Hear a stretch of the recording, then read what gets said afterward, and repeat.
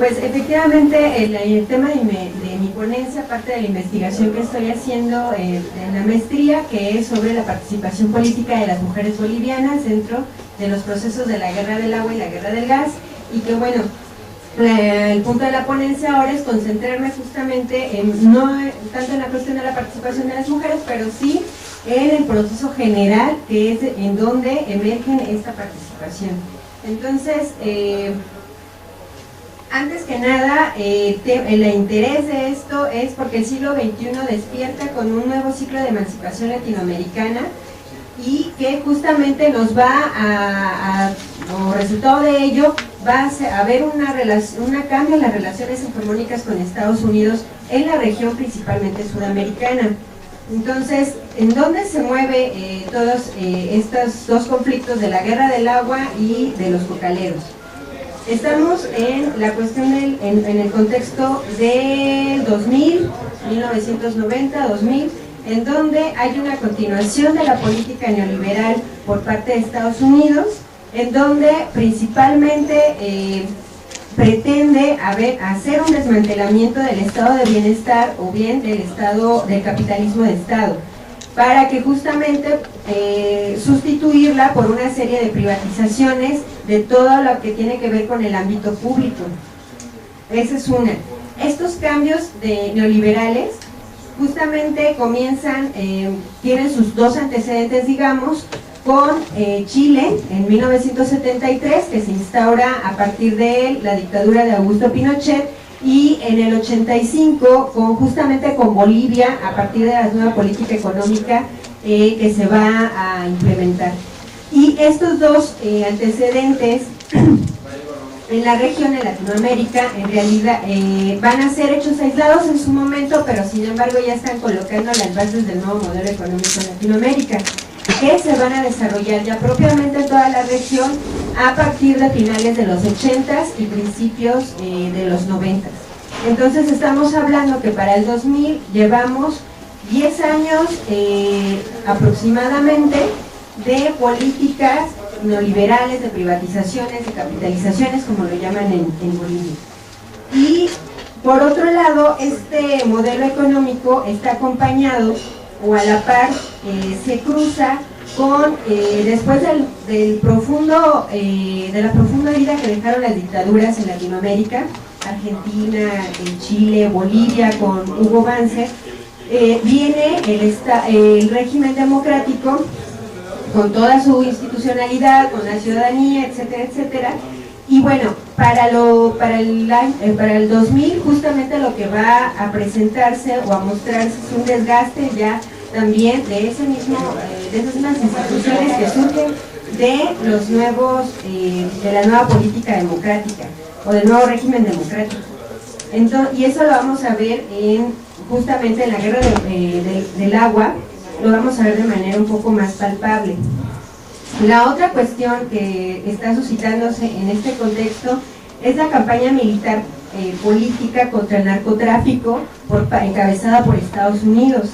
Esta guerra contra el narcotráfico, bueno, no solamente es dicha como tal, sino también lo extiende hacia la lucha contra el terrorismo y entiéndase contra grupos subversivos, ¿no? Entonces va acompañado con estos objetivos o propósitos. Todos estos factores van a estar presentes o dándole forma a lo que ya John Sachs Fernández también ha llamado la crisis de la Pax Americana. Es decir, para el año 2000 ya también vamos a ver una crisis estructural en la hegemonía norteamericana principalmente, y donde, por ejemplo, John Sachs le llama a este evento la crisis de sucesión hegemónica. Es decir, lo mismo que se presenta o de manera similar con la transición de la hegemonía inglesa, viene con las dos guerras mundiales, viene a posicionarse principalmente después de Estados Unidos. Y entonces ahora estamos viendo nuevamente una crisis de sucesión hegemónica, como diría John Sachs, en donde justamente hay un debilitamiento de la crisis del poder político de Estados Unidos en sus zonas de influencia, y a su vez están emergiendo otras países, ya sea con las capacidades bélicas y de producción actuales o potenciales, y incluso dentro de la misma región de Latinoamérica. Y esto me refiero más con las BRICS. Y bueno, entonces este es el contexto, digamos, en el que se va a mover justamente los dos conflictos que nos atañen en este momento. Y bueno, ¿qué es lo que eso es a nivel latinoamericano? Ahora, ¿qué está sucediendo en Bolivia? En Bolivia, como les decía, la nueva política económica va a ser el plan con que se establece el neoliberalismo. Esta está redactada precisamente por un norteamericano, su autoría es de Jeffrey Sachs, que es uno de los hombres más influyentes precisamente en Estados Unidos, y a partir de este se van a establecer una serie de privatizaciones y reformas en un primer momento en el 85, pero tiene un segundo periodo en los 90, donde justamente en los 90 viene también intentos, digamos, como de que ya entran las privatizaciones o preparar el terreno para la privatización del agua en Cochabamba. Ahora, dentro de estas políticas económicas también van acompañadas de planes al combate contra el narcotráfico, de manera muy explosiva o muy fuerte, impulsadas, como les decía, por Estados Unidos, pero implementadas por los gobiernos federales y locales de Bolivia. Especialmente estos planes se van a concentrar en el área que se conoce como el Chapare, en Bolivia, en Cochabamba, y esta región este lugar tiene particularidades muy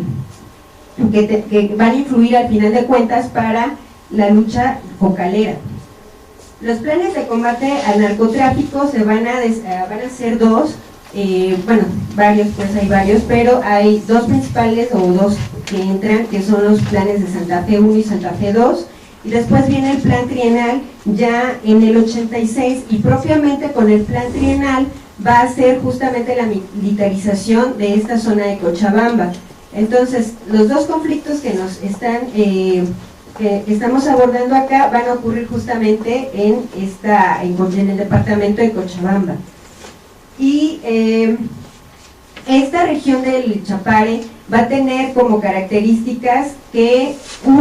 la conformación demográfica que tiene es por un lado, población nativa, pero tiene un gran porcentaje, a veces incluso más allá del 40%, de migrantes. Hay dos grandes olas migratorias en esta zona, y dentro de estas dos grandes olas migratorias, una tiene que ver en los 70s con el despido de los mineros a raíz de la masiva de desempleo a los que son arrojados, y que entonces van a migrar de las zonas mineras hacia la parte de las zonas bajas de Cochabamba, y ahí se van a establecer. Ahora, es muy interesante que cuando estos migrantes llegan a la zona del Chapare, es que vienen con una tradición organizativa muy fuerte, y justamente que está mostrada en el sindicalismo, está expresada a través del sindicalismo. Obviamente los mineros pues vienen con toda una tradición sindicalista, de la COP, de la Federación Sindical de Trabajadores Mineros, etcétera, pero incluso también los colonizadores, que les llaman irónicamente o paradójicamente, ya que son residentes o han sido siempre habitantes pues de esas regiones, pero que les llama el gobierno colonizadores, ellos también van a tomar la forma de sindicato para poder organizarse, y crean la Confederación Sindical de Colonizadores de Bolivia. Entonces, a partir de estos dos referentes organizativos, van a desarrollar justamente sus colonias, van a desarrollar la distribución del territorio, y además y de la producción de la hoja de coca. Entonces, con una concepción de la tierra, no como desde la propiedad privada, sino como de esa tierra que colectiva, digamos, que va a tener que producirse, y que si no la trabajas, entonces esos se declaran como abandonados, y entonces tienen que darle paso a otros que sí lleguen a trabajar esas tierras. Al final de cuentas, ahí hay también una importancia en el asunto de cómo se concibe la relación del, no sé si llamarlo como tal campesino, pero sí el cocalero como productor de la hoja de la coca con la propia tierra o con la propia parcela. Entonces, bueno, esos son elementos que van a influir de manera determinante en la gran lucha que van a desarrollar los cocaleros, y que desde los 80s, 90s sobre todo, van a tener una gran lucha, van a bloquear carreteras, etcétera, hasta que en el 2001, por ejemplo, hay un bloqueo de la carretera de Cochabamba a Santa Cruz. Allá las carreteras son poquísimas, ¿no? Las vías de comunicación son muy malas, y justamente lo que haces en estos bloqueos, pues vas a ahogar la economía dentro de la ciudad de La Paz, en final de cuentas, porque Cochabamba, cabe destacar que es el corazón, o casi el corazón de Bolivia, y Bolivia a su vez es el corazón de Latinoamérica geográficamente, geográficamente. Entonces, en el 2002, esta lucha también, después de Cocalera, también se va a reflejar en los triunfos electorales. Es decir, Evo Morales, como la figura del MAS, que después también la lucha tiene esta expresión, va a ser el segundo que quede en las elecciones presidenciales. Entonces, de ahí van forjando toda una correlación de fuerzas a favor. Esa por parte de la lucha de los cocaleros, digo, a grosso modo, es son muchos los elementos para estudiarse. Ahora vamos a ver un poco también de la guerra del agua, para que podamos ir tejiendo cuáles van a ser los resultados de estas dos movilizaciones. Muy rápidamente, en la guerra del agua, lo que desataba en el 2000, igual en el departamento de Cochabamba,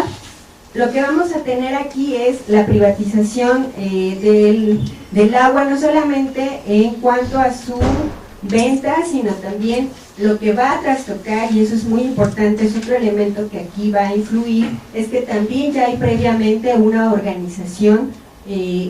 autogestiva para la distribución y la captación del agua. Entonces, tanto los campesinos, llamados regantes, como en las ciudades,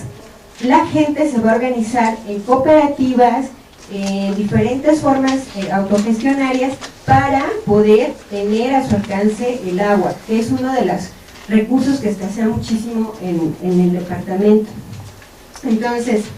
esta concepción obviamente es desde el bienestar colectivo, etcétera, etcétera, ¿no? Entonces,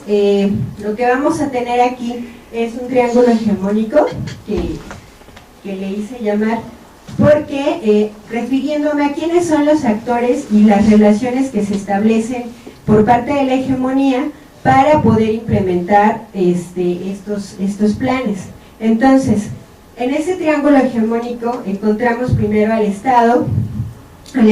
que es el combate, en esto se está expresando el combate del Estado, del capitalismo de Estado con el Estado neoliberal. Entonces, hay una pretensión del desmantelamiento, se dice que hay se interpreta como hay una desmantelación del Estado nada más por parte del neoliberalismo, pero hay que hacer la precisión que no solamente es cualquier Estado, más bien, o sea, el Estado perdura y para el neoliberalismo administra finalmente, entonces, los conflictos políticos, sino más bien es desmantelar el capitalismo basado desde el Estado, y en ese sentido el gobierno de Hugo Banzer va a jugar aquí un papel sumamente importante, ya que es el que va a establecer todas las garantías jurídicas para que el corporativo, en este caso Bechtel, sea el que se apropie del agua. También, no solamente el gobierno federal en Bolivia, sino también los gobiernos locales. Justamente en ese tiempo, en el 2000, quien estaba al frente del del municipio, es Manfred Villa, que él es de carrera militar, entrenado en la Escuela de las Américas, y que en los 80, 85, 86 deja un poco, descansa un poco el ejercicio militar y más bien se va a Estados Unidos a trabajar en los corporativos norteamericanos. Entonces tiene una gran escuela este personaje que además ha causado como mucho combatividad pues hacia el movimiento social, y entonces él es también el que va a facilitar que la concesión que se le dé de parte del municipio hacia la empresa. Y aparte del Estado vamos a tener el monopolio, que es otra de las fuerzas que se va a estar ahí pues impulsando esta hegemonía, y que en este caso el monopolio del que estamos hablando es Bechtel. Bechtel, que se supone que el consorcio que va a vender, que gana la concesión pues, se llama Aguas del Tunari. Este Aguas del Tunari está conformado por tres grandes socios que son International Water Limited, que es en realidad una filial de Bechtel, y Abengoa España y la élite boliviana, que a ella le reparten entre 4 consorcios, 4 empresas de la burguesía local, van a repartirle justamente también el agua, ¿no? Entonces esta alianza es importante para que el monopolio, el capital transnacional se alía con la burguesía local para que pueda implementar estos planes. Y por el otro lado están las instituciones financieras, que son las que van a presionar al gobierno federal para que a su vez con el asunto de la deuda él le otorgue la concesión al monopolio, y al final de cuentas en ese triángulo se va quedando el capital y va desarrollando un modelo extractivista. Entonces bueno, eso muy a grandes rasgos, trataré de irme más rápido por el tiempo. Y bueno, ante esta privatización del agua, pues los cochabambinos van a responder con una gran fuerza, no solamente con la Federación de Regantes, sino también con la Coordinadora del Agua y de la Vida, y que en abril toman tanto la planta de tratamientos de aguas del Tunari, es decir, manifiestan un poder destituyente importante, y además van a lograr que se le quita la concesión a Aguas del Tunari, y también que se legisle la parte de la autogestión que ellos ya venían haciendo años atrás. Bueno, todos estos tanto respuestas a 2 grandes planes de parte de la hegemonía estadounidense, lo que nos va a lograr al menos es,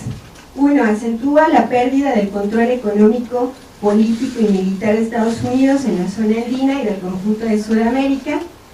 y esto a su vez contribuye al proceso de la crisis transicional hegemónica que hablábamos en un principio.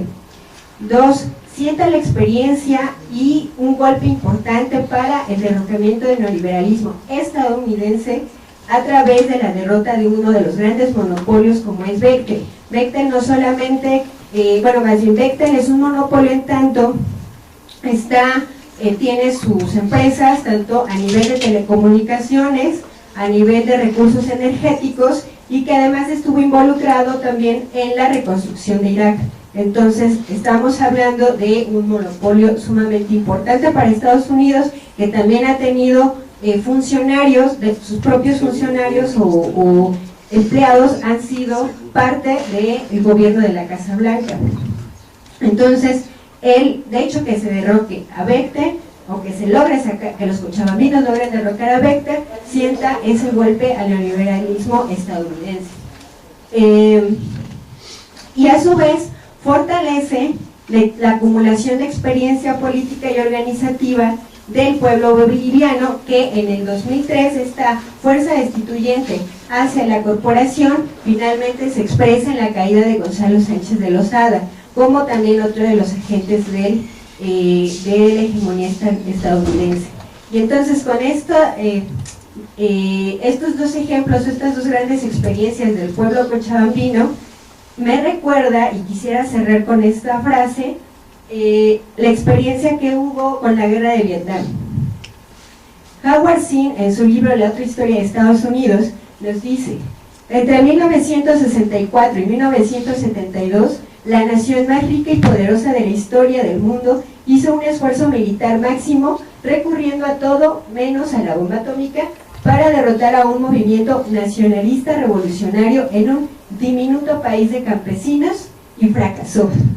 Cuando Estados Unidos luchó en Vietnam, fue una confrontación entre tecnología moderna organizada y seres humanos organizados, y vencieron los seres humanos. Entonces, esto también nos cuestiona que la capacidad militar que tenga el imperialismo no necesariamente nos tiene que confluir o tiene que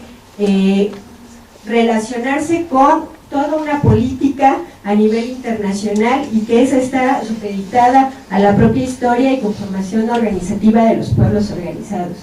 Gracias.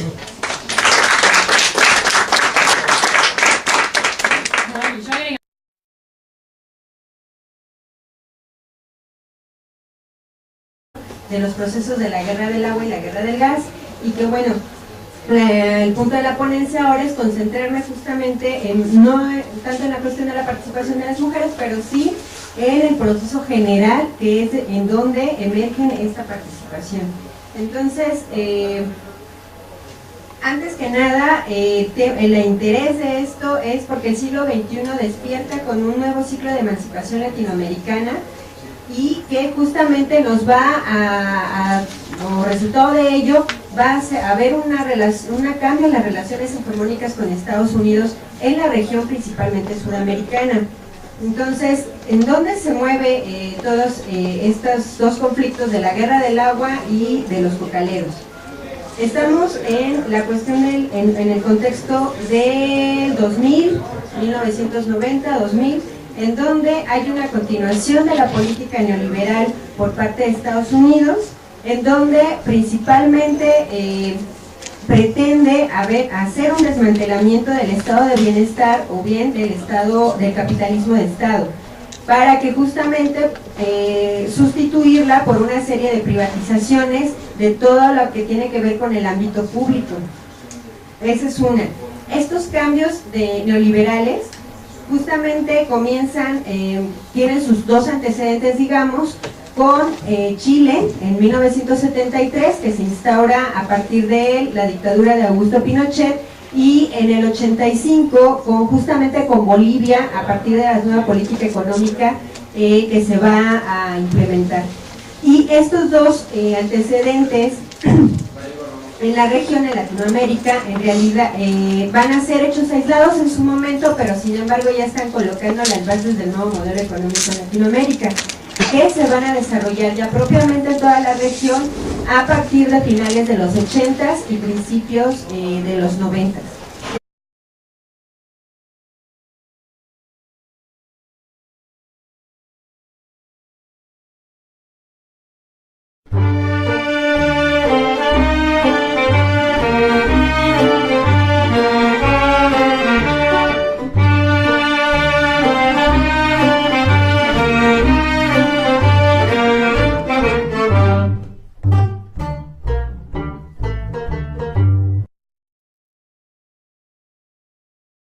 Pues efectivamente el tema de